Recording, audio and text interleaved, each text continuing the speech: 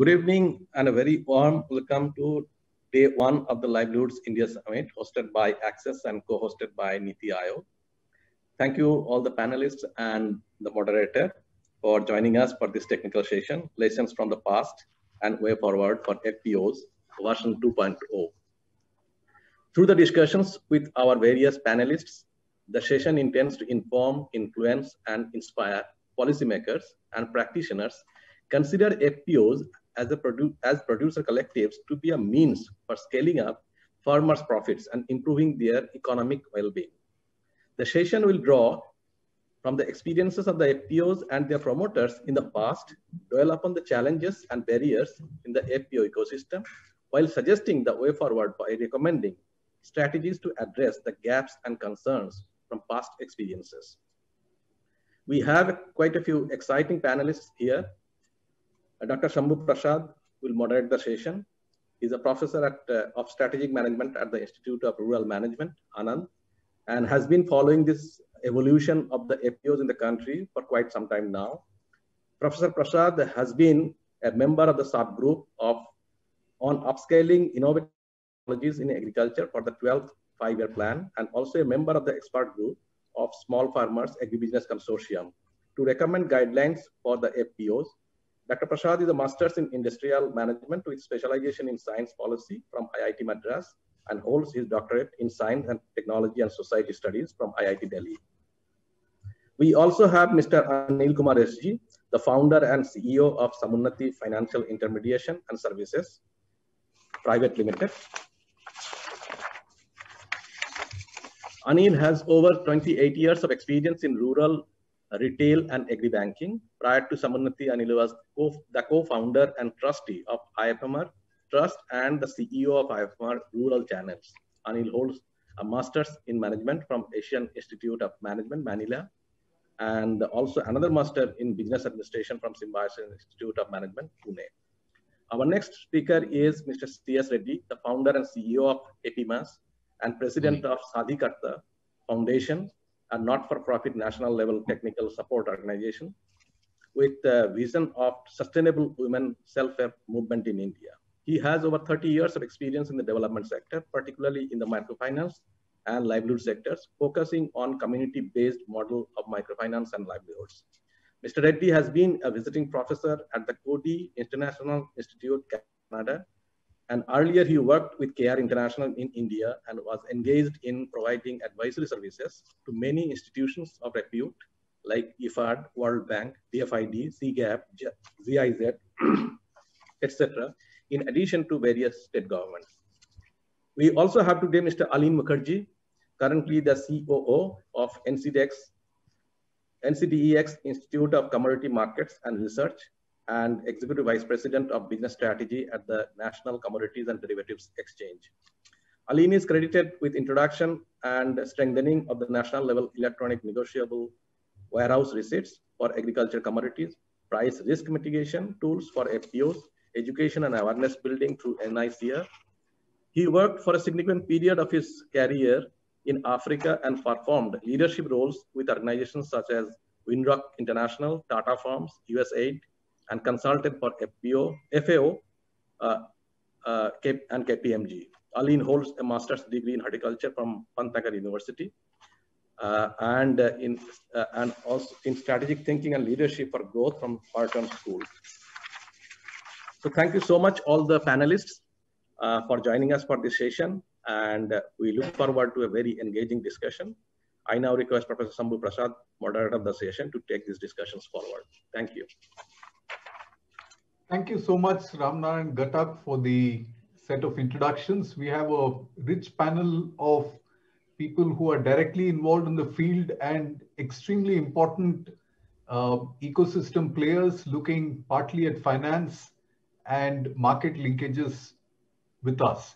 So what we will try and do is to possibly have the discussions in an open, freewheeling kind of manner, where I would request all the panelists to perhaps spend about 7 minutes each in the first part, where we would like them to explain to us, not all of them have been in the FPO space since, let's say, 2002.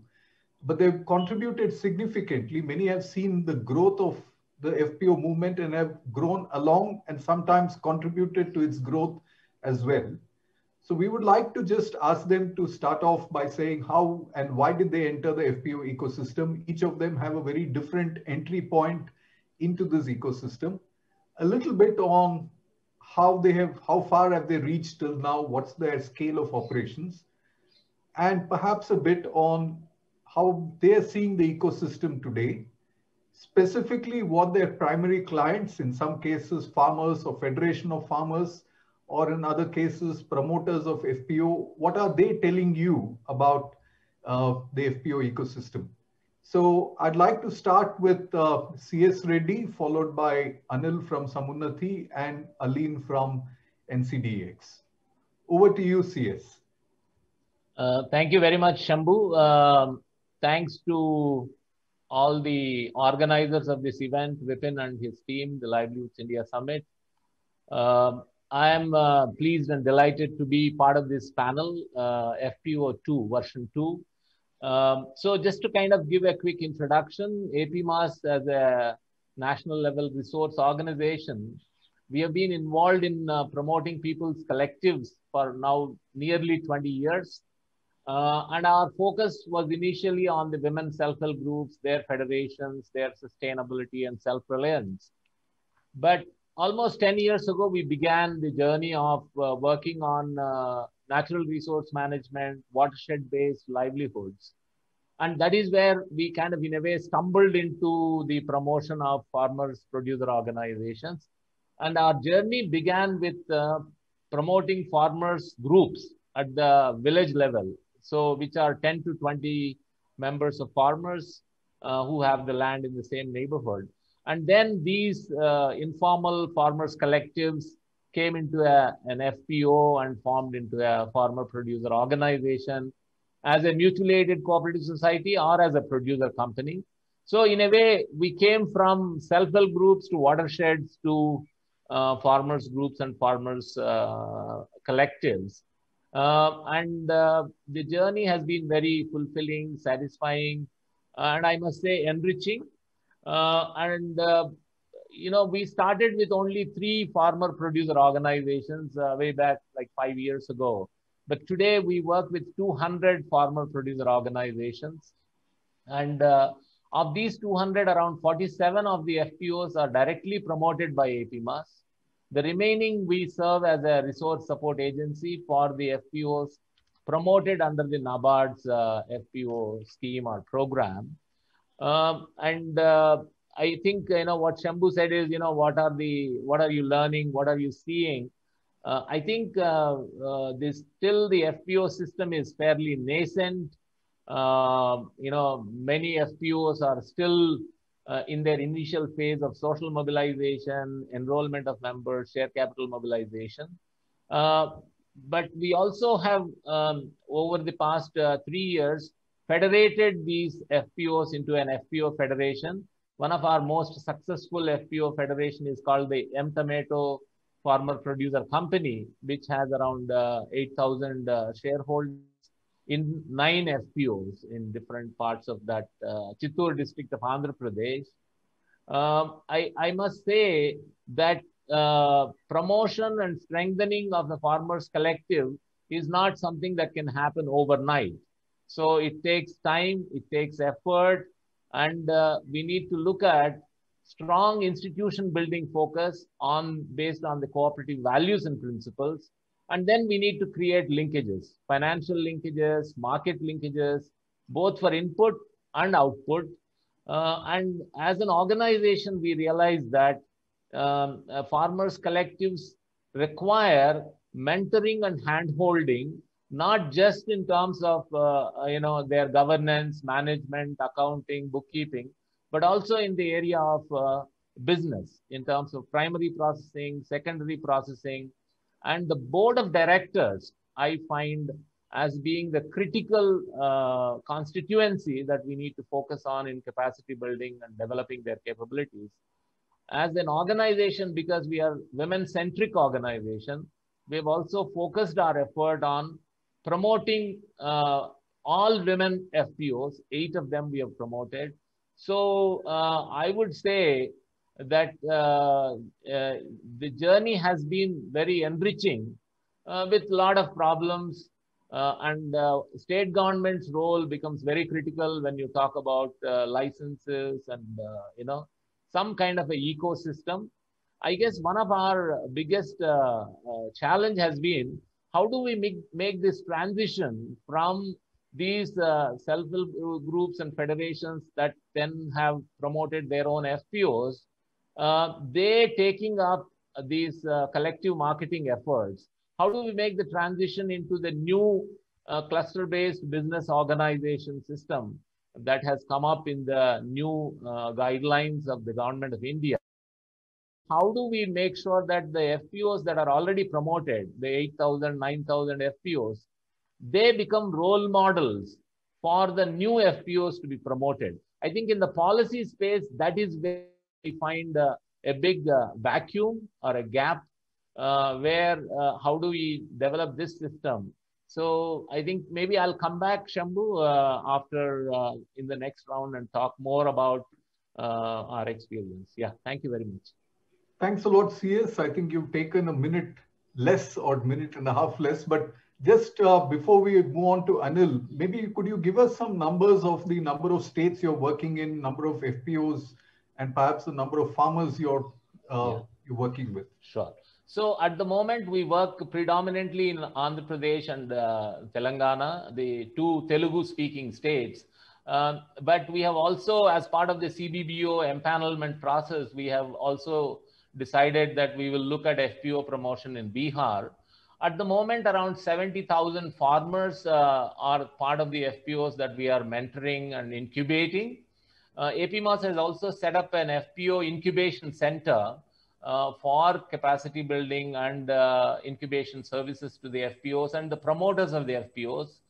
And we are currently empaneled as a cluster-based business organization by NAFED and by SFAC. And we are hoping that we will also be empaneled by NABARD and NCDC. So in terms of our outreach for capacity building of FPO promoters and CEOs and board of directors, it's a pan-India kind of an approach. But our promotional work and direct mentoring role, we are restricting to Andhra Pradesh, Telangana, and Bihar. Thank you very much, CS Reddy, for highlighting some of the transitions of working from SHG federations to producer collectives, taking some of the principles, but the add-ons that is often required, and the challenges possibly of working with the ecosystem. We'll come back to you in the next round. Now, I'd like to request Anil to speak to us about their exciting journey. Anil, when you started in 2014 and set up Samuniti, I think the word FPO was just about gaining coinage. It's kind of interesting to see how in the last 6-7 years, even as you're growing, you've also become a reasonably important player in the FPO ecosystem in terms of financing. Your organization had a mention in the previous panel as well. So how do you see it? You didn't start off with looking at FPOs and suddenly you've found a space which not many are occupying. And maybe that space is growing. So your experiences, Anil. Right. Thank you, Professor Shambhu. And it's my privilege to be among friends, CS, Aline, and of course, Ghatakda is, part of the ICICI Bank journey that we had. And Access and both the Inclusive Finance Conference and Livelihood India Conference are like homecoming for me. Many of us have built the goodwill and relationship over the last decade thanks to these annual conferences. So it's a pity that we are meeting virtually, but hopefully next version of conference next year we'll be meeting in person and exchanging notes. And thanks, CS, you always leave something on the table for us to pick the threads from for your opening comments, because the question was very, very open-ended. Now, thanks to your narrative, I could organize my thoughts a little better. So Professor Shambhu, as you rightly said, we did not start off as an entity focused on FPOs, and FPO was not in the scheme of things when Samuniti started. Taking a cue from your question to CS, perhaps I'll give a quick snapshot of where we are in terms of numbers and what we do, and then get into how have we gotten here. Samuniti as an entity is an agri-finance enabler. Started off with the focus on agriculture being a non-negotiable, and continue to hold that that non-negotiable nature of just focusing on agriculture, bringing in a value chain finance approach to begin with to now a value chain enabler approach, with an intention to make two outcomes possible. One, how do we make the value chains operate at a higher equilibrium, which represented the demand side of the value chain, and thereby how can we make markets work for smallholder farmers, which represented the supply side of the value chain. And the model that we built had a lot of learning from the IFMR days when some of us who are part of Samuniti's journey were building the KGFS model. And we are grateful for all the learnings in the trenches that we got in understanding the rural household. So what we started building was a very simple proposition in the dairy value chain, in which we thought if we have to intervene at a small holder level in the dairy value chain, one who has one or two milk animals in the backyard, perhaps we look at the aggregator to the processing unit, the dairy as a value chain. And we started off in a district called Tiruvannamalai in Tamil Nadu, where the value chain is you have the processor in dairy value chain, you have a bulk milk chilling plant usually associated with the processor, then you have individual aggregators who aggregate milk from farmers, either 80, 100 farmers, or say 200, 250 farmers, depending on which village, larger or smaller village that you represent. So the proposition that we built after we studied the value chain, and I also would wish to acknowledge the support and guidance that we got from MicroSafe in the initial part of mapping this dairy value chain. And the team from MicroSafe played a significant role in Samuniti's understanding of the dairy value chain and putting together the initial set of interventions. So we built a model around leveraging two kinds of capital: social capital, which brought in the soft information. And this soft information is what existed between the aggregator, who is an individual, and the individual farmer who is supplying the milk. But then this soft information is not in the context of living together, but in the context of collecting milk on a daily basis. In other words, the aggregator not only had information about who the household is, but also had information about how many liters of milk that they have been supplying over how many number of years. So the other dimension that came in addition to social capital was trade capital, wherein we understood that when you look at working with the aggregators in a value chain finance approach, you can look at whom to lend based on social capital and how much to lend based on the trade capital.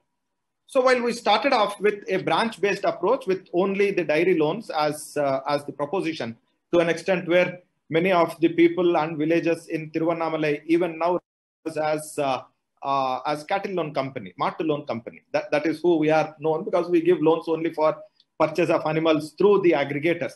So we started acquiring the aggregators through the processing units. We used to go to the milk chilling units, the processing units, and we asked them, hey, can you give us a set of aggregators who are regular to you? And then we understood that the aggregators had a set of regular farmers, and often they also participating in purchase of new animals by these regular suppliers of milk. 5,000, 10,000. If a household which has been pouring milk for the last 10 years is looking at buying a new cow, it is expected that the aggregator also pitches in a part of capital, part of equity, 5,000 or 10,000, and that would retain the supply of additional milk to him. That's how informally it works. I'm sure most of you are familiar with. I'm only validating what you all know. So we started understanding that the number of animals and number of people that the aggregator works in is also constrained by the working capital available with the aggregator. So we started working with the aggregator saying, hey, can you refer some more people by you taking the responsibility in identifying, sourcing, selecting, and servicing these clients? We will work with you so that your throughput would increase. The number of liters that you would collect would go up. And we started doing it. We opened about 11, 12 branches in the first 1 year of operation. We started looking at two dimensions of our work. I'm getting into how we got into the FPO business. One dimension is we had to move into other states beyond Tamil Nadu. The next state that we wanted to go was Gujarat, because we had found someone from Gujarat, part of Samuniti's team from the early days. And we realized that the context of Gujarat's dairy value chain was not individuals collecting milk. These were Doodh Utpadak Sanghs, the societies that started collecting. So here is the constituent where the exact role of what an individual aggregator is doing in Tamil Nadu is being done by a collective. And we started understanding what kinds of collectives, because cooperative movement is restricted in 2 states, significantly. But then it is sporadic in many other states. We started understanding this aggregator as a collective. The second dimension that we also understood is the animal feed constituted a significant portion of the dairy business. And when we looked at the basic ingredient of raw materials for animal feed, it was de-oiled cake of soya as well as maize, both of which were significantly grown in Madhya Pradesh, and we understood the FPO movement in Madhya Pradesh. And it was mid of 2015 that I called 2 people.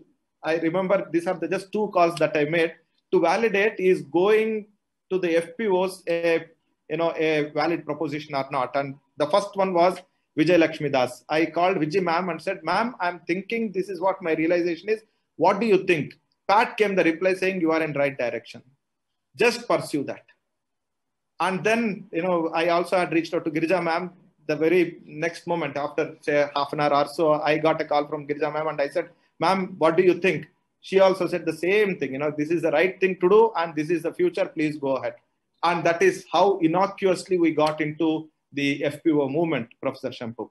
As we speak now, we are in about 20 states. We work with we had worked with more than about 650 FPOs. Not all are active. That's why I'm saying that as had. Cumulatively, between agri enterprises and FPOs, we have done about 6,000 crores of throughput, 500 people, so on and so forth. So I pause here, but then this is how innocuously we got into the FPO business. There is one significant moment that I also would want to mention here, where the Access team and the Livelihood Conference 3.5, 4 years ago also had played a role in our moving into the FPO space, where Vipin convened a meeting of some well-meaning people in the fag end of one of the days of the conferences, I think the first day of conference. And all of us were discussing on how do we look at 200 lighthouse FPOs across the country. And that was another milestone for me to validate that this sector seems to be something that we need to focus on to pursue our mission of making markets work for smallholder farmers. So I'm glad you are asking me this question in the Livelihood Conference again. Thank you so much, Anil. I think one of the strong elements that came out in your intervention was the important role of collaboration, where you have picked up ideas from MicroSave, from Vijay, who otherwise will be seen as partly a competitor in the NBFC space. So the need to have this kind of collaboration, building this ecosystem, constantly listening to and learning from and growing with, and also possibly going beyond boundaries. So you have indicated how you started off with value chain, finance, and you moved to an aggregator or enabler, and also this gap between, sometimes there are rigid things between finance and marketing, and also an FPO and an enterprise space are seen as somewhat different. MSME is a different space and FPO is a different kind of ecosystem. So thanks a lot, and we'll come back in a short while on what should we do for the FPO 2.0. But now I'd like to invite Aline, who's been perhaps with this movement of trying to connect FPOs to markets consistently over a period of time through NCDEX. So tell us briefly how, Aline, this has been this journey and how far you've got, and how do you see this 10,000 FPO space opening up opportunities for both NCDEX and for the FPO ecosystem and for the FPOs? Yeah, thank you, Professor Shambhu. It's really a pleasure. And thanks to Access Development for bringing me on fold, though within a very such a short notice. Being in a platform of such a high importance, I thought, yes, I can reschedule some of my other commitments to be part of it. And not only to contribute, but also to learn, basically. So I was also hearing the previous panels discussion, some of it, and very exciting things are, I think, happening. So from a NCDX perspective, to you start answer your first question, and that how did we get into it? Because we are a market platform which is basically agnostic to the kind of people who are uh, mm, participating in this marketplace for their own requirement, right? And one of the thought process which has been actually there since beginning, even when this kind of a market was set up in 2003 2004, is that ultimately the benefit of this marketplace needs to percolate down to or accrue to the first mile people who are producing these commodities. So there has been always effort in terms of if we go back historically from NCDX perspective, we started creating memberships for smallholders at a mandi level. Uh, but being the way the market is designed, the market contracts, trade of the terms are designed, we also found it quite difficult for those small producer or small number of farmers, Indian farmers, to be participating in this marketplace. So the effort was, though the thought process was always there, because the benefits of this marketplace is to accrue to the real primary producer of these commodities. But because of the structural imbalance which is there in the Indian ecosystem, Indian agri ecosystem, was a challenge. But slowly, as I think the FPO movement started gaining momentum in the country, what we also realized that if we need to bring this value to the primary producer, then collectivization of efforts which is happening already, why don't we try to capture that? So our first entry to this particular area was through what we designed a forward market contract, during the FMC days. And we saw some very good response from quite a few FPOs in that because one of the challenge which you see in this whole discussion, and the other panel also was talking about, is the marketing side of it. How do you market your produce? So one of the challenge which we try to solve through those contract mechanism is to provide them with a marketing opportunity which is transparent and this thing. But then again, that particular model also fizzled out because of certain other regulatory challenges, and that was shelved, that particular contract aspect. And so our effort in terms of bringing farmers on board also was reduced to that extent. And luckily enough, then the whole farmer producer organization movement also started picking up. It is not that FPCs were not in existence even before 2013. I mean, I know a couple of FPCs who has been there for almost 20 years now, in Uttaranchal and some of the other parts of the country. But they were on specially niche commodities, were small and those things. And then in 2016 and 17, we actually, formed a particular team which says, okay, now this particular collectivization is happening, and there are quite a few green shoots.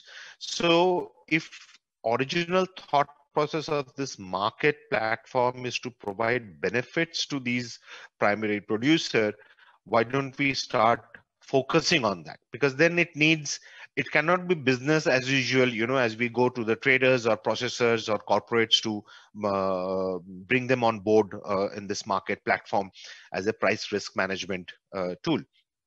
And then we started going to these farmer producer companies, and 2016 and 17 were the major focus approach which we started. And we started with almost more than 60 FPOs who got entrenched into our ecosystem. And slowly this number has been actually growing over a period of time. And what we have seen is that, I mean, today more than 300 of them are onto our platform.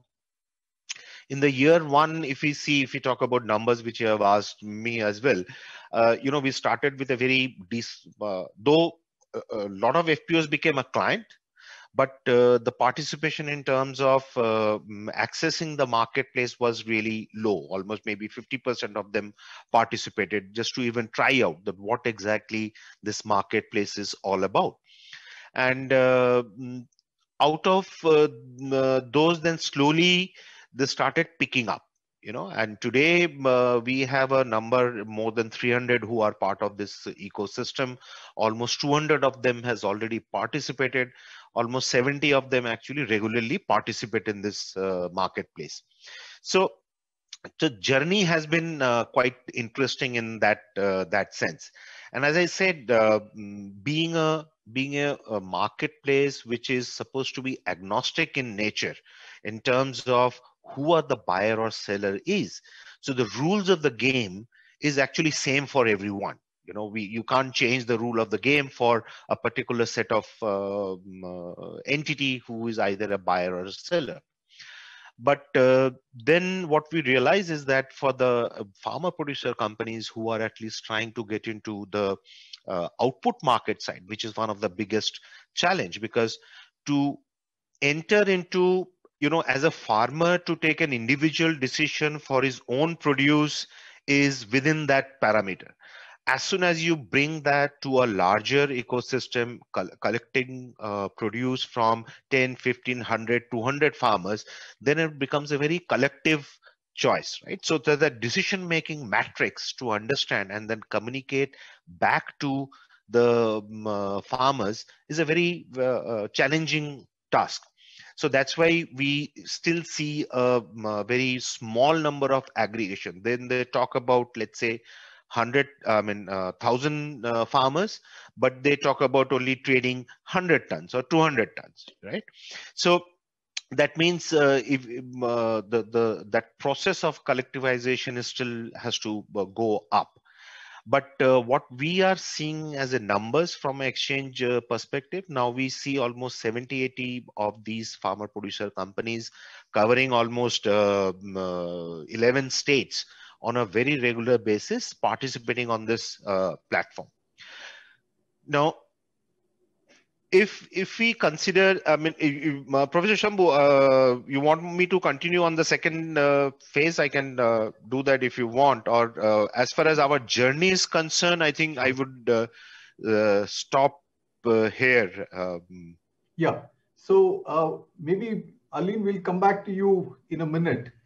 So I think what we have seen from the three speakers now is a sense of how this ecosystem has grown, how have they contributed to shaping this ecosystem, bringing in newer dimensions to the ecosystem that wasn't there probably 4 years back, 5 years back, and so on. So in this round, we will go in a reverse order. We'll start with Aline and move on to Anil and then finally to CS. So it's an interesting point that we are in currently today. So when we talk about FPO 1.0, it was largely, focused a little bit in the states of Madhya Pradesh, and that was a model that was being used in the design of the manuals and so on. And as we just reviewed the progress of FPOs, now we have FPOs in almost every part of the country, Maharashtra and Uttar Pradesh having the largest numbers and so on. And the ecosystem has grown with several other players who have now contributed significantly in enabling both financial and market linkage, also in terms of capacity building beyond the main implementers of NABARD, SFAC, etc. The government of India has just launched its 10,000 FPO policy. And interestingly, almost at the time of launching this is when the COVID pandemic had struck. And in a sense, many of the plans have undergone a little bit of change, perhaps not so much at the government level, which we will not discuss right now. But the pandemic has provided an opportunity for a pause and an opportunity to rethink how do we go about our strategy for FPO 2.0.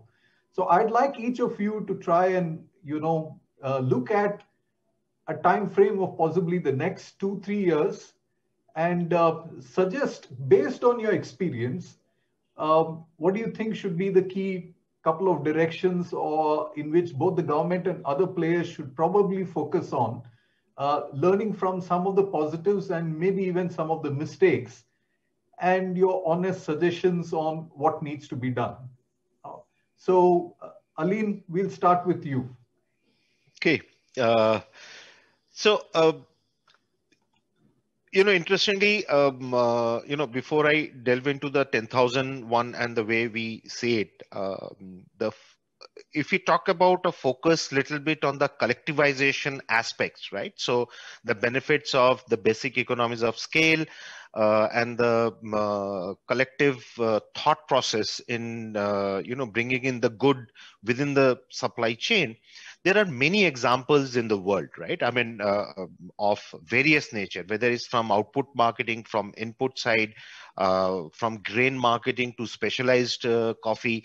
And there are many examples over who are farmer collectives. If you go to Ecuador, the Kalari coffee is a global brand now, right? If you go to the US, there are, being a capitalistic country, I mean, there are one of the largest cooperative movement, I think, is there in the United States, right? So from Whole Foods to Land O'Lakes, they're all farmer cooperatives, right? If you look at Australia, the Grain Corp and the CBH, the bulk handling group, is again a farmers cooperative. I personally, when I was in Africa, I was part of a farmers association, what we called Zambian Export Grower Association. So there are 10 of us. We came together to solve some of the export problem which we had. The common theme in what we have seen and what I have read and spoken to some of these people and been part of this is that farmers did not run the business. They hired professionals to run the business. That is, I think, the first thing. I mean, today, if you look at, for example, France's Lima Grain, which is world's largest cooperative selling seeds, farmer cooperative selling seeds, they don't run the business. The farmers are in the board. They manage the board. But the professionals run the system. So I think we need to go towards that direction, that within next 5-7 years, can we have at least 1,000 of these? Because if we take 10,000 which are already there in the country kind of stuff, and we have another 10,000 coming in, so at least these thousands can become a 500 crore company in any of the product which they choose to be, whether it's input, output, dairy, processing, whatever, right? So is that the focus we should approach upon? Because we know that running a small SME business is very, very tough, right? So, and we expect these farmer groups to run their own business. So I think, this brings us to the point that having a number, yes, because, then we will funnel it down and narrow it down to some of the success ones. But what are the successful FPOs, the pillars will look like, right? So that is where I think we need to look forward to, that what kind of support mechanism or what kind of handholding mechanism, mentoring mechanism, or infrastructural mechanism which are required, whether it would be through government system, whether it be through private system, collective effort, collaborations. So these will evolve depending upon maybe a product. There is no one cookie cutter approach in such scenarios, because a dairy collective might work in completely different form in West Bengal than a seed collective in Andhra Pradesh, for that matter, right? So, but the point would be is that how do you add value at the first mile, whatever product you choose? How do you add value at the first mile at the production level?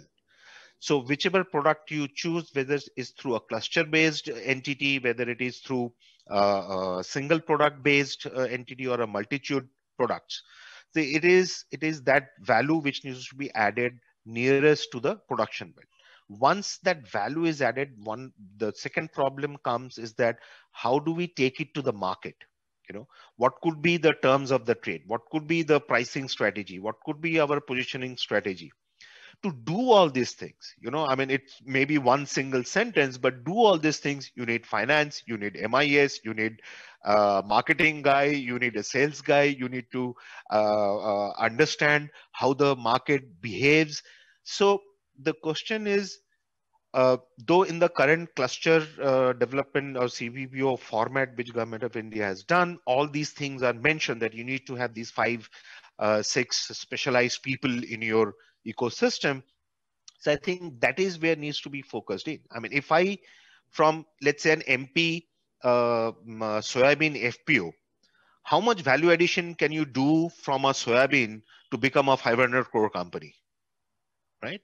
So you have to be either be only concentrating on from 500 tons to maybe 5,000 tons of soybean. How do we add value to that? But a mustard soybean FPO could be possibly having a value addition strategy, right? I mean, going to a mustard oil or a mustard cake and then adding more revenue nearer to the farm gate.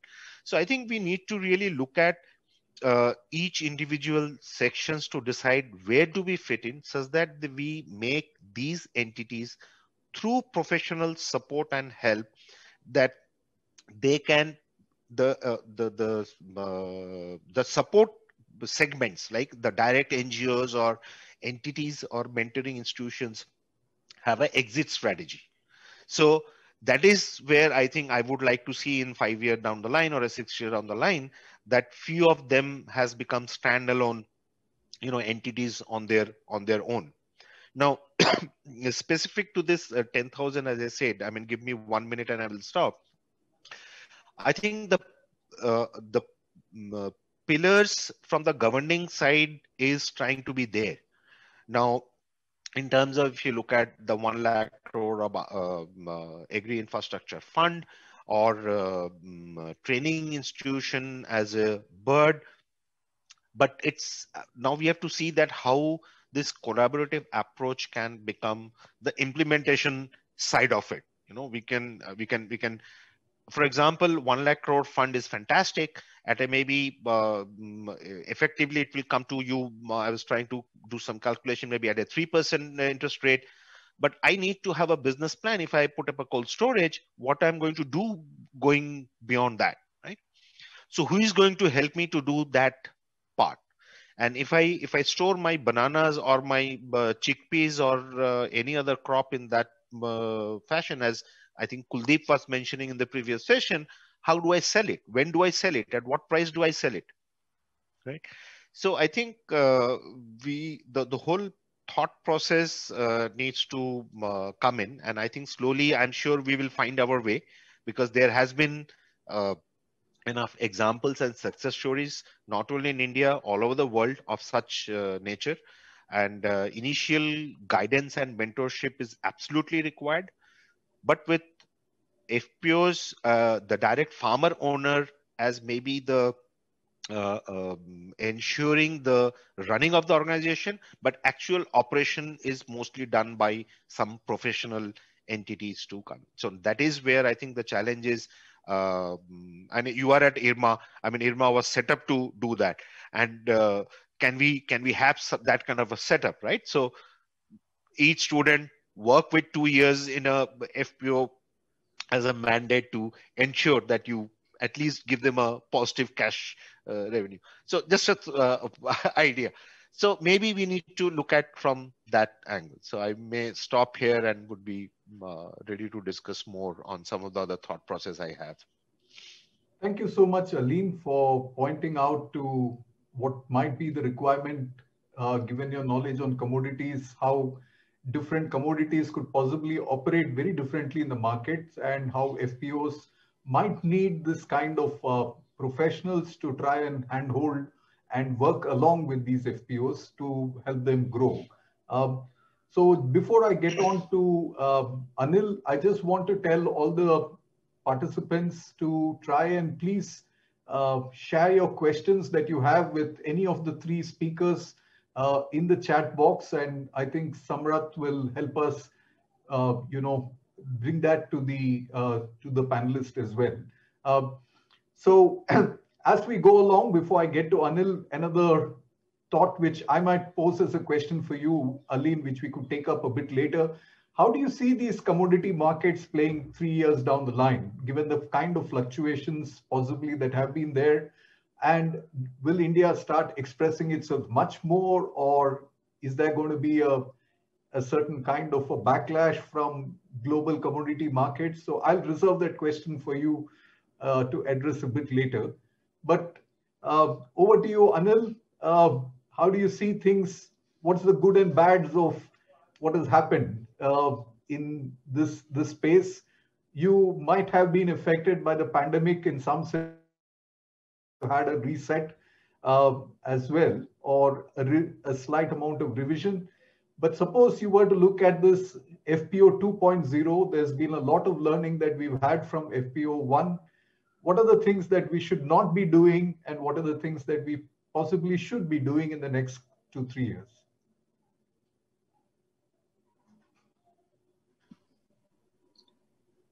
First and foremost, Professor Shambhu, all good. There is no bad. Including the pandemic, because pandemic has added significant tailwinds to agriculture in general and the FPO movement in particular. People who did not care two hoots to listen to agriculture, and farmers are now sitting and listening to, hey, what is this FPO movement? Agriculture seems to be a bright spot in the overall scheme of things. What are these essential commodities? And more importantly, how are these enabling legislations that have come about going to add value to your business? So yes, there have been revisions in the plans, but they are upward revisions. So there are changes, but all good changes. For me, if I can just take 2-3 steps even before the pandemic, Professor, the significant movement that I personally see is the understanding of the FPO as FPC to an FPO as a FPO. When I started understanding the FPO segment, which I mentioned in my previous comment that it was about 2015, when I started understanding that this is an entity, though I in fact had visited Masuta way back in 2008, which is the first producer company in Devgad, thanks to Pradhan. I had a vague idea, but then the understanding of the FPO was purely as a farmer-producer company. What I'm seeing in the last 3 years is a significant journey to make this definition much more enabling, much more inclusive, wherein the FPC is one of the FPOs where most of the people are now making it known to both the policymakers as well as the external market. And I would also assume, and I'm making a statement here, I would assume that a large number of FPCs that exist more often than not only in the name are on account of the FPOs being recognized as FPCs and not as FPOs. That is a significant change that I'm seeing. And I remember CS in one of the brainstorming sessions last year, while looking at the 10,000 FPOs, clearly articulating why the definition of FPO should include all forms of producers coming together and not just the farmer producer company, while recognizing the fact that governance is an important dimension and a company brings in a more diligent way of governance. But then it is also wonderful to hear the current chairman of NABARD in his starting days also mentioning about well-functioning cooperatives being looked at as FPOs. They are all things in the right direction. They all augur very well for the segment. So this movement of FPO being a farmer producer organization, legal form being multitude, including farmer producer companies, a big enabler, because a lot of force fitting was happening by restricting ourselves to one particular legal form. The second dimension is what also I'm seeing is people or the larger markets also have started looking at FPOs now with the larger enabled definition, not from where they are today, because all of us know that many of the FPOs are nascent, vulnerable, have the potential, but they have to still demonstrate that people have started looking at this segment from the potential it offers than what they are today, which again is a significant departure from how they were. People were looking at assessing the entity as what are you today? What is the turnover that you have today? How many farmers that you have today? From today's dimension, people have started, the markets have started moving, or the business partners have started moving to what you can be going forward. And in my perspective, the very fact that an FPO exists with a limited number of members, with all the constraints that the FPOs have, itself is an achievement. The fact that there is an entity, there is a board, there is an office, and board means the billboard.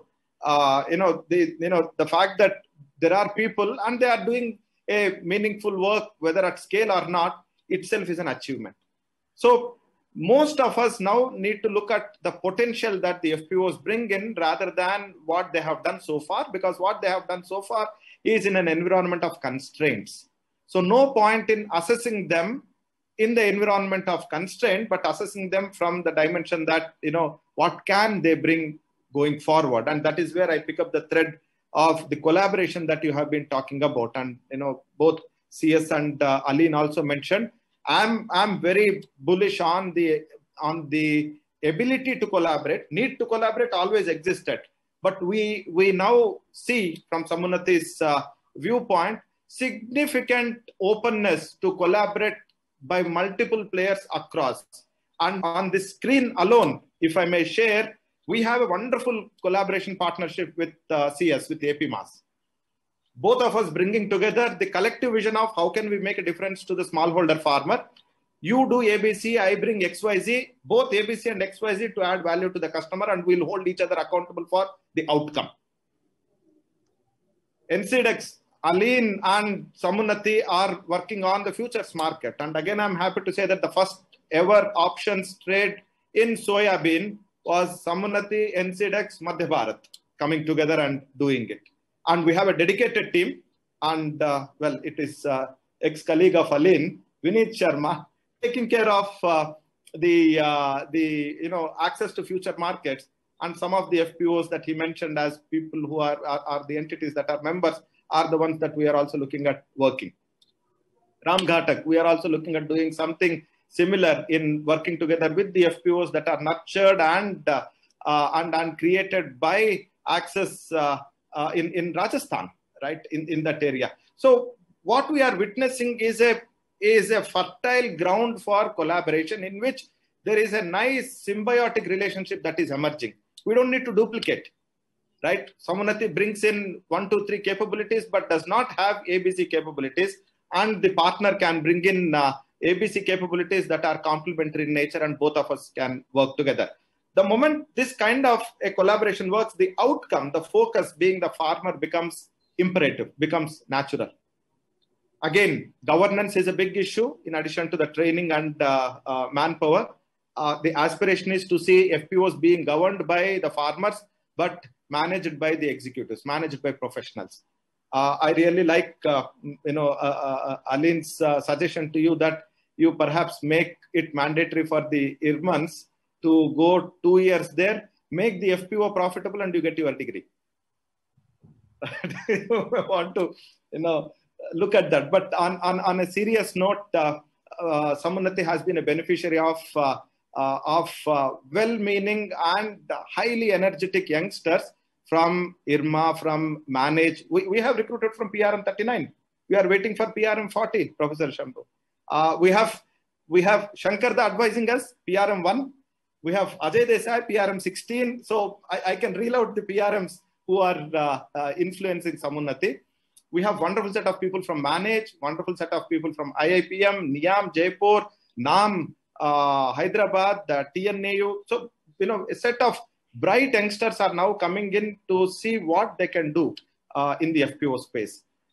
People, many of us have seen microfinancing from close quarters. The kind of energy and latent potential that microfinance represented in 98, 2002 is that kind of a latent energy and potential that we are also seeing in the FPO space. Now the grading tool has come from NABARD. Very soon it will move to a rating tool, because with NABARD's blessings, the grading tool moving to rating tool is not very far. That's how the first grading tool came in microfinance as well. The CRISIL NABARD grading tool with MFR 1 to MFR 8 is what paved way to the rating by mainstream rating agencies in microfinancing. Many things are coming together. I think the 10,000 FPOs is a large number, challenges galore, no doubt about it. But we as a country and we as people who have invested a lot of time and effort in this space have a wonderful opportunity beckoning. And collaboration is the key, working together is the key, convergence of all the initiatives with focus on smallholder farmers with the FPO as the vehicle is the key, and we are all moving in the right direction. That's how I would see it. Thank you so much, Anil, for the exciting optimism that you have suggested. In fact, one kind of takeaway I have is that you don't need to be in Delhi to make all of this happen. And I noticed a small tractor behind in your room. So we can carry our small tractors to Delhi by not necessarily being in Delhi, but contributing to farmers' welfare.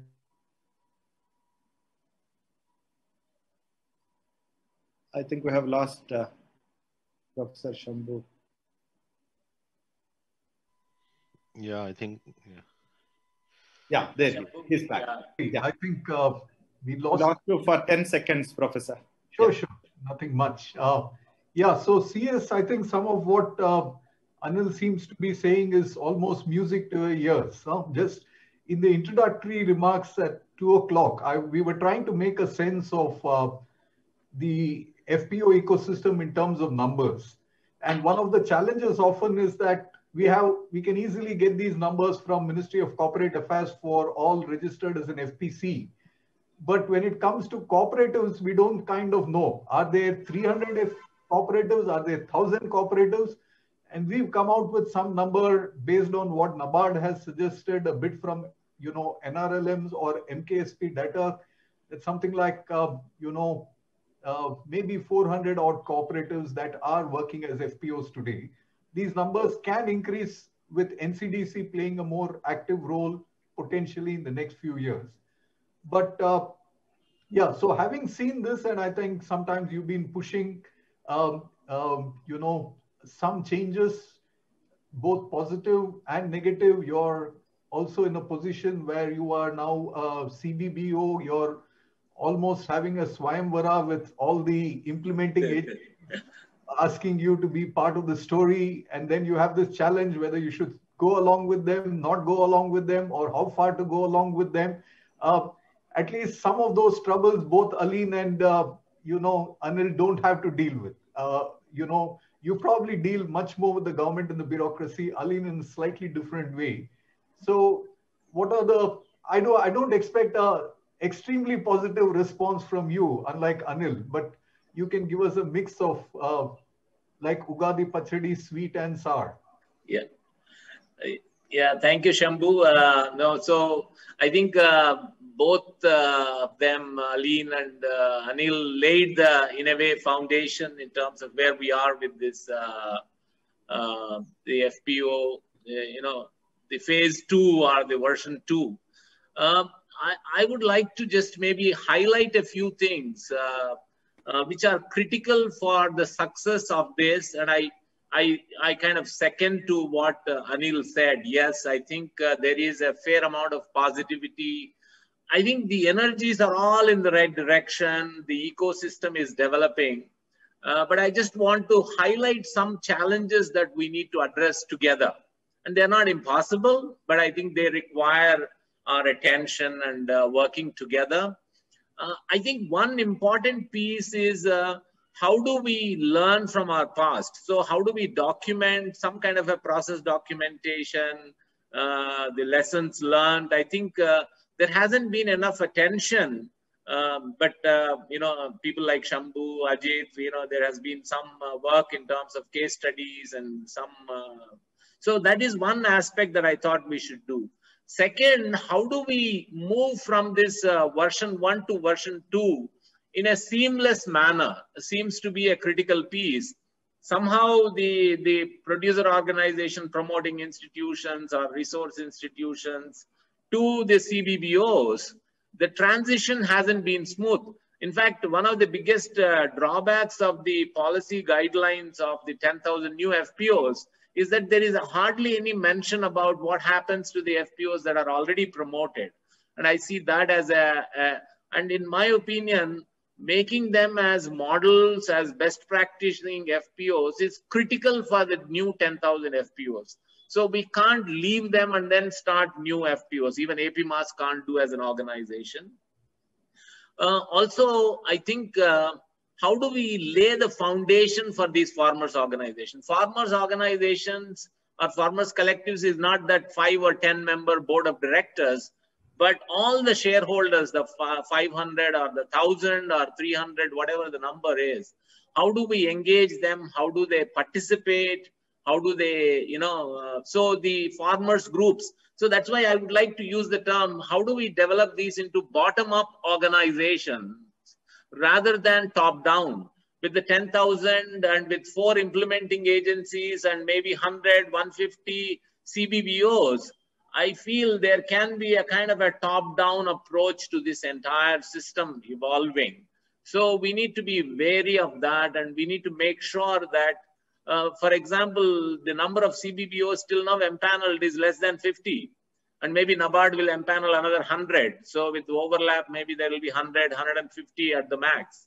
So can each of them promote and mentor and incubate 100 FPOs? I think is a challenge that one needs to address.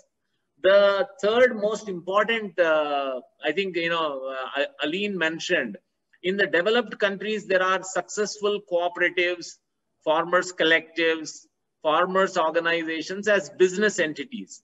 In India, with the political system that we have, with the socio-cultural system that we have, can we develop these farmer producer organizations as business organizations? Because a lot of people still see them as social organizations, service organizations, almost charitable organizations. I think we need to drill down this idea that farmers collectives are business organizations building or creating value and profit for their shareholders, which are small and marginal farmers. I think that's critical. Another important challenge that we have faced in the field, both in Andhra and Telangana, is the primary agriculture cooperative societies that exist. They feel threatened by the new generation farmer producer organizations coming. So how do we harmonize relationships? How do we build complementarity? Because they both can coexist. Like in Andhra Pradesh and Telangana, we have a 1964 cooperative law and we have a 1995 liberal cooperative law called the Max Act. Both exist. And any farmers collective can choose. Similarly, how do the PACs and how do the FPOs can coexist?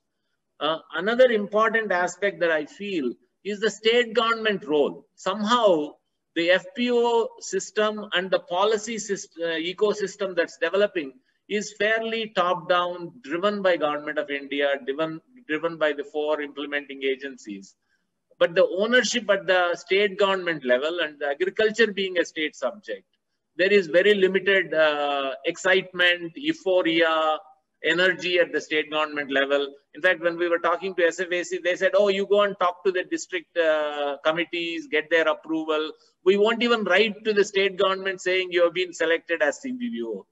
So in a way, how do you engage them in a meaningful way? I think my sense is the field level, operational level ecosystem needs to develop further. While we have bank linking FPOs is evolving, now there are some guidelines. There are certain schemes that are available as per the new operational guidelines. But getting those licenses, recognition for FPOs as farmers collectives, legitimate farmers collectives is an important one.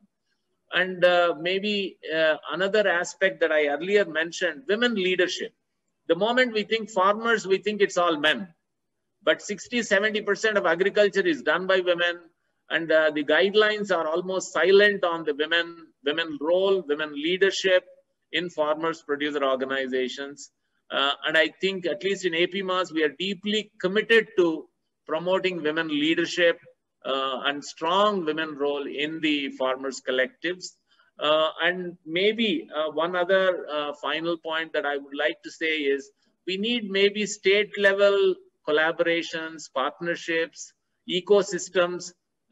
Earlier under SFAC, there were state level federation of FPOs were promoted for, lobbying, advocacy. So maybe those need to be there. Maybe the CBBOs can come together at the state level.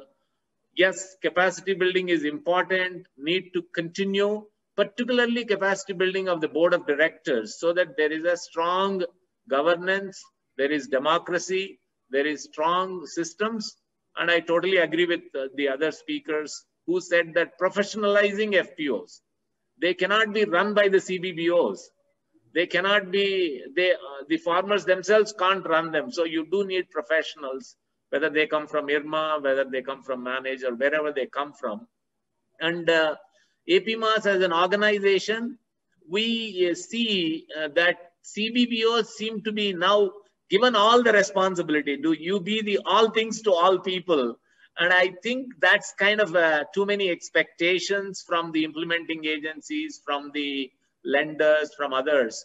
So we need to create some kind of a support system for the CBBOs to perform and to succeed.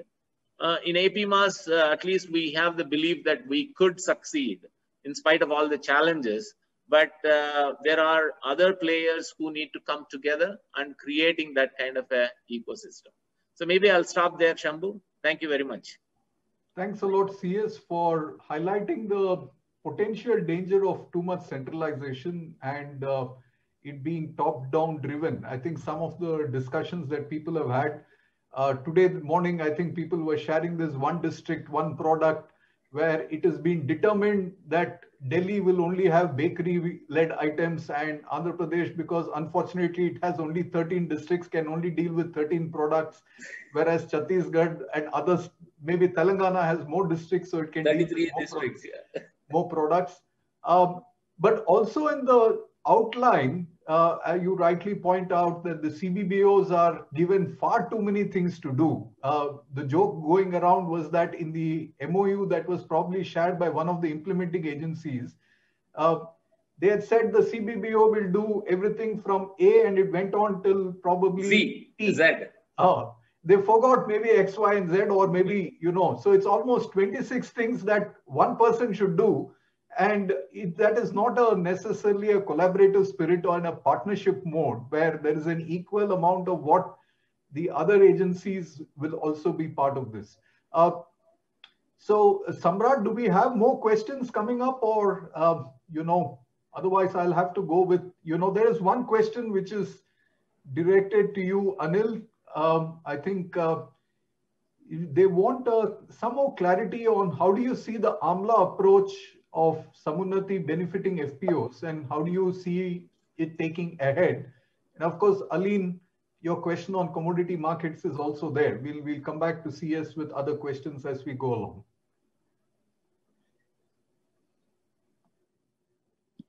Yes, Anil. Please check the chat. I was on mute. The AMLA approach is designed indeed to have a comprehensive engagement with the FPO. It is aggregation, market linkage, and advisory services. Set of people doing the same economic activity coming together, which is what a FPO is. And this coming together is for the purpose of buying cheaper and selling better, where the market linkages, the ML, comes into picture. Now, the advisory services, in our view, are two-pronged. One, how do we respond to the market demand? How do we respond to the opportunities that the market is presenting as one end of the spectrum? The other end is how do I create an internal capability in the institution to be able to respond to that opportunity, which includes the training, the capacity building, digitization, member digitization processes, so on and so forth. On the execution part of it, Professor Shambhu, AMLA approach for us represents indeed an ecosystem play where this collaboration becomes key. Samunati is looking at playing two roles in the AMLA approach. Role number one is bringing all the players together and playing the role of an integrator. And second one is bringing about customized financial solutions, because the moment you say market linkages, you need working capital. And having working capital can enable the market linkages to happen. We are also working on the digitization part of it, not only in the member engagement, so on and so forth, but also in providing the ERP solution to the farmers, FPOs, as well as the support on compliance and secretarial filing, so on and so forth, right? In our view, an AMLA is an approach. And not all services in this approach can be provided by Samuniti alone, but what Samuniti is aspiring and is willing to stick its neck out is Samuniti can play the role of bringing in these services and service providers to the FPO with the FPO as the focus, more as a catalyst. And wherever there are gaps in terms of where either the providers are there but are not able to provide this service, or the providers are there, the service is there, but who pays for the service ex ante post facto?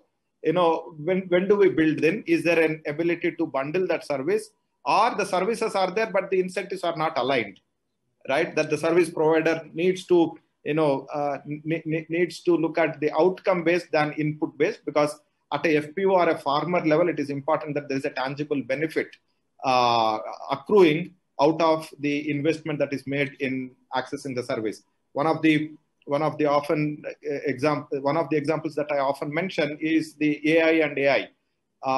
One AI is where there is a tangible benefit that the farmer has, and she is willing to pay 150 to 200 rupees per AI, which is the artificial insemination.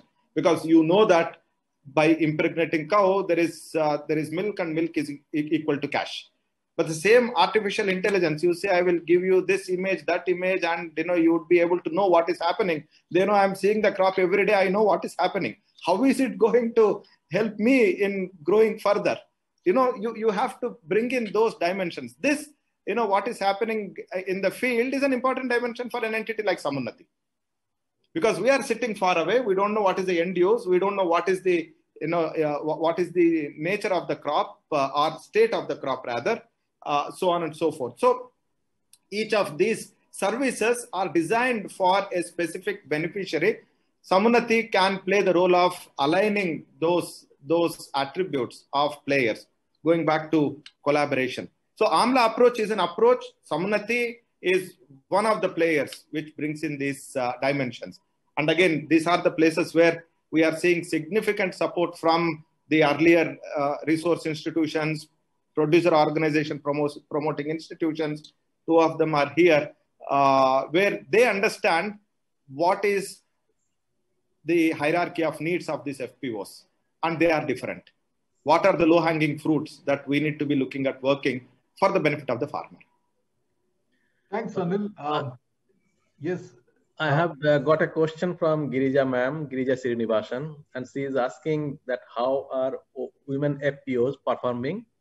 Do we need differentiating approach in building them? Please, so this is the question. So anybody can take it. I think CS, you could respond to it. I was going to ask you this question in any case. Yeah, so how are the... yeah. Do you need a differentiated approach for women-led FPOs? Yeah.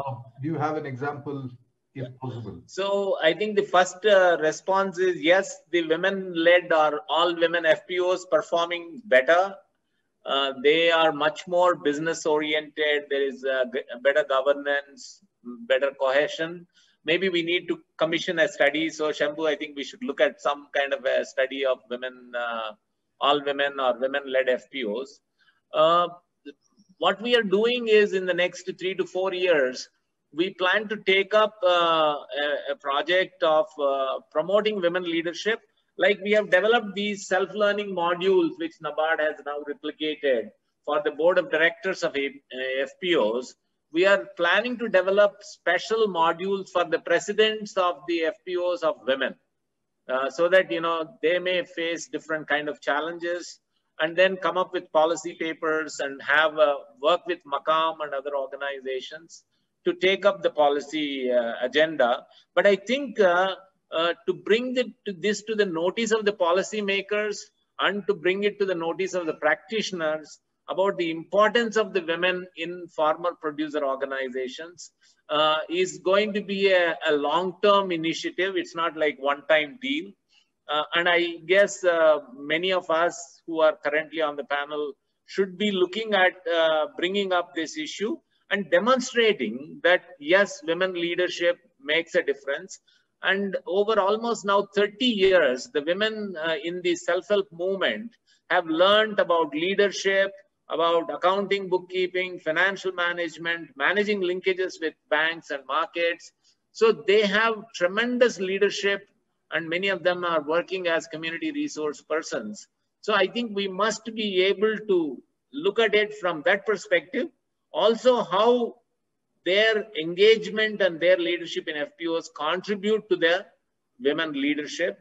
One other point I want to make, Shambhu, if that is okay, not related to the women per se, but I feel a situation has come where every state has maybe 200, 300, 700 FPOs. We need state level forums for brainstorming, for sharing and learning, for thinking. So I think in this kind of a session, we should come up with, like APMAS is day after tomorrow at this conference, releasing a compendium on case studies of on FPOs, which Shambhu and Ajit have helped. So we need to do more of sharing and learning, documenting, disseminating, so that the policymakers somehow at the national level, the government seem to believe that if we send the guidelines, that's enough. You know, that's, I think, may not be enough for you to promote self-reliant FPOs as business organizations. And we may also need to see how they listen. I think Shambhu mentioned one point about the agreements, the memorandum of, or the memorandum of agreement, the SFAC, we have signed already with NAFED. They are very, very one-sided, almost putting the blame, putting the responsibility, including some penalties. And so it's going to be an uphill task for the CBBOs when your releases are linked to your performance. And so how do you meet the ongoing operational cost for paying the staff, for meeting the training and other expenditure? So I think we need to do serious advocacy, Shambhu, of the implementing agencies being much more aware of the issues and challenges and developing these memorandum of agreements more balanced rather than one-sided. You know, for example, one clause that says that funds will be released if available. You know, if the funds are released if available, FPOs will be promoted if possible. It's something like that. So I find while when you talk to the implementing agencies, they're very positive, very open, very willing to listen to. But on paper, they're very, very regimental, very, very narrow in the focus, and seem to pin down. And the penalties, in my opinion, is one of the biggest issues that many some of the CBBOs may even want to withdraw from that kind of a promotional role of the FPOs. You know, how do you implement, let's say if APMAS is promoting 30 FPOs, how do I meet operational costs if the funds are not released on time by the implementing agencies? And the implementing agencies can only release if the ministry releases them money. So I think these are very real issues that we will be facing in the future. Thank you. Thanks a lot, CS. Aline, I think I'd like to take up your question on commodities with something that's possibly a bit related. And this is about this question of, because you mentioned about scale. And there's a question that says, professional management requires scale. NDDB and NRLM are promoting large format FPOs. Is this the way to go, or is there a certain kind of trade-off with regard to promoting these kinds of FPOs? Obviously, if 10,000 FPOs have to reach 500 crores, we are talking of something very, very different. It's probably not a feasible proposition. But will commodity markets help the scale? Where do you see this going? Yeah, I think, I mean, both partly related, both questions, but let me first answer the first question which you had raised earlier. The commodity market is here to stay. It would be there, right? In that sense that since agriculture has been in existence, transactions of agricultural produce is going to go on. So that is the basic premise I am taking. The second premise is that agriculture, as far as this productions are concerned, is pretty much high risk, right? I mean, we know not only the weather patterns, but also government policies and the trade policies impact its demand and supply situation. So what it means is that the prices are going to be volatile. So even if we like it or not, because one of the I think when you were putting up the question, you said about the price volatility, the and whether it would be any backlash or not. So the question is, how do we manage that? If we can manage our production to meet the demand, then it's perfect, right? But we all know that it cannot be done. It's because there are too many variables given the current situation, and maybe even going forward our scientific development, to match between our demand and supply is very, very difficult in that sense. So what it means is that we need to be within our behavior, we need to know that yes, there would be a volatility which will happen. Now the question is, how do we manage that? So what are the things which we need to do to manage? So definitely, let's say the value addition, scientific storage, using new market tools are some of the ways where you can actually control, may not control, but at least help mitigate some of these risks, right? So, I mean, if you are a mustard producer, if you keep on having the seed, so it might get spoiled. So can you convert into something else and keep it such that you can add value at a later stage, or you can get the value at a later stage? So some commodities may yield to those things, some commodities may not yield to such a change in its product system. So we need to look at from that angle. But volatility is going to stay. We need to see how do we manage that.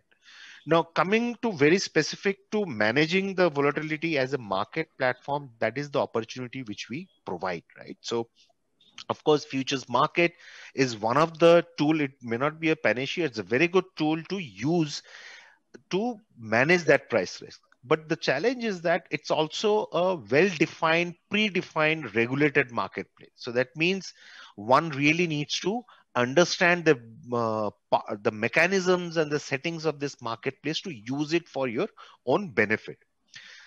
Point number, that is where I was coming to, that, FPOs as an entity, when they need to, if let's say I'm handling 2,000 tons of soybean trading, or 5,000 tons of maize trading, to add value to my shareholder who are maize farmers or soybean farmers, I also need to manage their expectations in terms of price volatility of those commodities. So that is where I was coming from, that you need to have professional people to manage this price risk through whatever tools which are available in the marketplace. That's point number one. Point number two is that not only the futures market, even our market and regulator has allowed to promote certain other products like option in goods, right? So ultimately, what we are seeing today in the current context, and thanks to Anilji, they're one of the first participated through Madhya Bharat Consortium on soybean option in goods. So it's managing risk, right? So I think if the FPOs are there in the commodity business, the part of the volatility of the price because of those variables are going to be there. And to manage those things, tools are available. But to use those tools like option in goods or futures platform, you need professional support for them to use those tools for their own goods.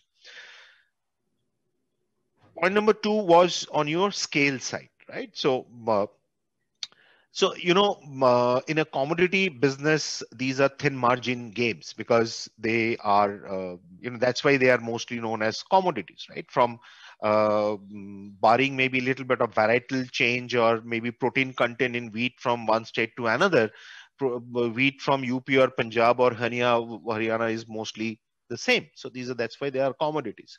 So the question is, if we need to move towards giving a better value to our shareholder farmers who are producing these things, we need to go scale or we need to add value.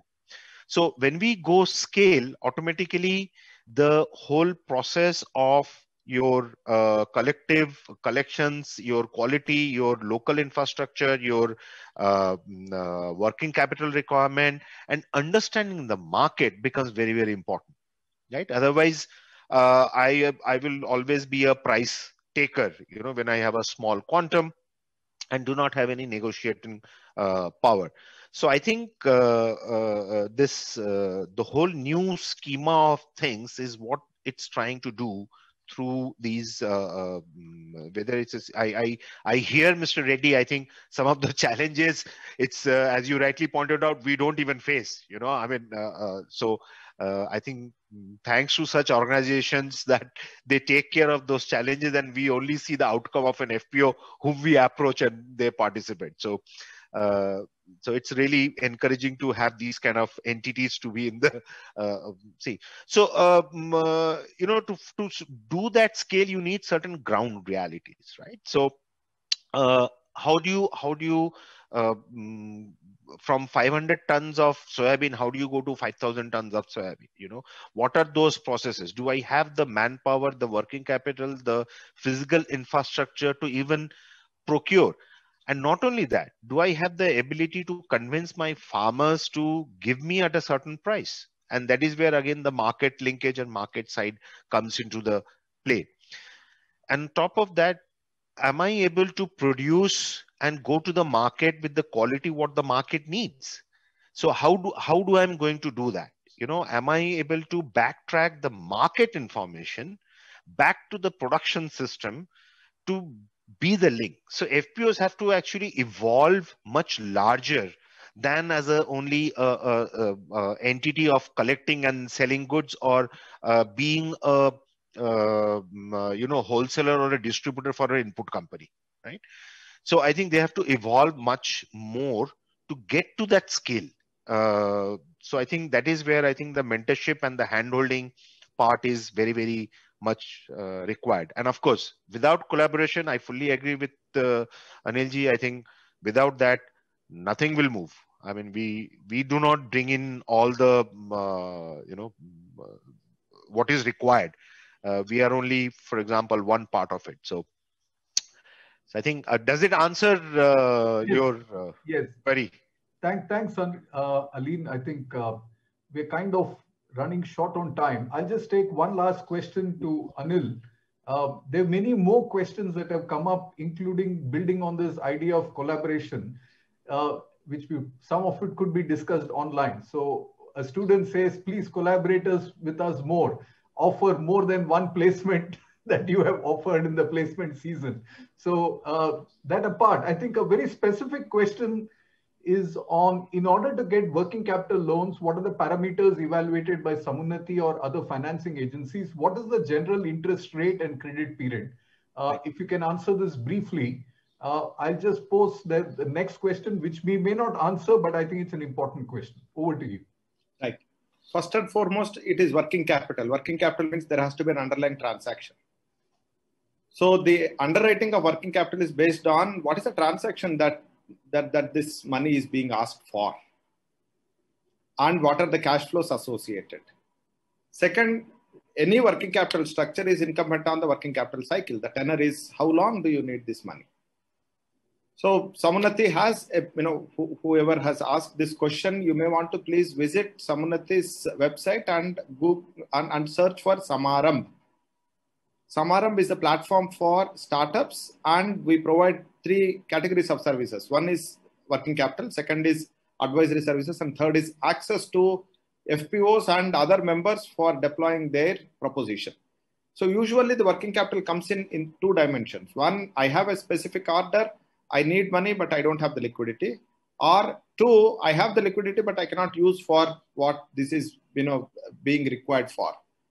The third dimension is for more evolved entities where the working capital lines are insufficient for the scale of operations because agriculture is seasonal and cyclical. So we have products ranging from 1 day to 5 years, quantum ranging from less than 5,000 to about 20 crores per loan now. That's the range that we have. We can sit across and discuss. Rate of interest is a function of all of these variables. For FPOs, we have looked at the cost at which we raise our money. Since August 2018, we have been offering rates of 14.5 to the FPOs. We know that we cannot make much money, but in our portfolio, the composition is smaller than the other entities. Though earlier we were pricing both agri enterprises and FPO similar, not anymore since August 2018. We have significantly subsidized the rates in relation to the ones that we were charging earlier. It's almost equivalent to the rate at which we borrow, Professor Shambhu. Thank you so much, Anil. I'd like to just, take up one final, question that's been asked, but I may not ask all of you to respond to it due to lack of time. The question is, should you think that there should be an institutions-based monitoring system on regular basis to FPOs, that all BODs are working ethically for shareholders, or they associated with the FPO for their own short-term benefits? I think this must have come from a ground level experience of working with some of these FPOs. But in the interest of time, I'm not going to ask all of you to reflect on it, but I think this is a point on which all of us need to reflect in the ecosystem, because what is happening at the ground level can be very different. There are some more questions that have been asked on broadly what one would like to say about the ease of doing business for FPOs. And I think that has still not perhaps been sufficiently addressed in the policy document and in the operational guidelines. And maybe that's a direction for which we'll need to have a separate discussion around. I'd like to thank all our panelists for a lovely discussion. I think we have run out of time. And it's been a great learning experience from my side. Thank you, CS. Thank you. Thank you, Anil and Aleem. And over to you, Ram, for closing today's session. Thank you, Professor Shambhu. Thank you so much, sir, and thank you all of you. On behalf of Access, I would like to express my sincere thanks and gratitude to all of you for taking your time out and participate in this wonderful discussion. It was really very learning and quality discussion, sharing your experiences and perspectives on various things and various aspects. All of you, Mr. Reddy, Aleen, and Mr. Anil, for sharing your experiences and educate us on many of the other things. And with this, we'll conclude this session, and we'll reconvene tomorrow at 10 a.m. For the day 2 of the Livelihoods India Summit. Thank you so much. Thank you.